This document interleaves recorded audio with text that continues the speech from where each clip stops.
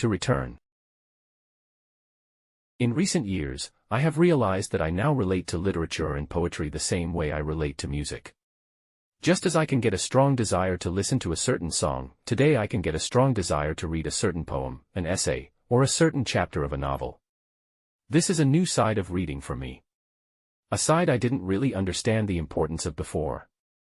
I would like to recall that Olof Lagercrantz in his book The Art of Reading and Writing encouraged the reader to memorize verses of poetry, for the pleasure of carrying them with you wherever you go. Even Sven Lindqvist wrote in his essay Kalevala about the comfort of being able to memorize a few well-selected ditties to read to oneself in moments of despair.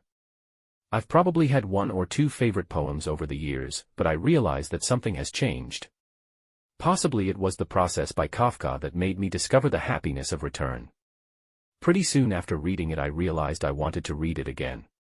And unlike a crime novel, which is rarely a good idea to reread, it went perfectly. I also realized that I had already acquired favorite chapters that were extra pleasant to read again. After that, I could return only to these particular chapters when I felt like it. Today it has become a large part of my reading. The pile of books by the bed is not threateningly high due to the fact that they are books waiting to be read. It's high because I keep returning to different sections of books other than the one I'm currently reading. In the middle of reading Selma Lagerlöf, I also have to read a piece from Torgny Lindgren, Tove Jansson, or, for that matter, Kafka. Some poems have today been given the same status as good songs.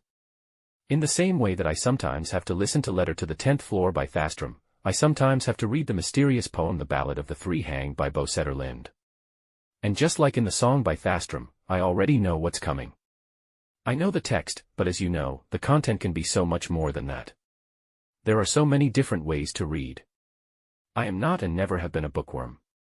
I rarely read for entertainment or to pass the time. I want more than that.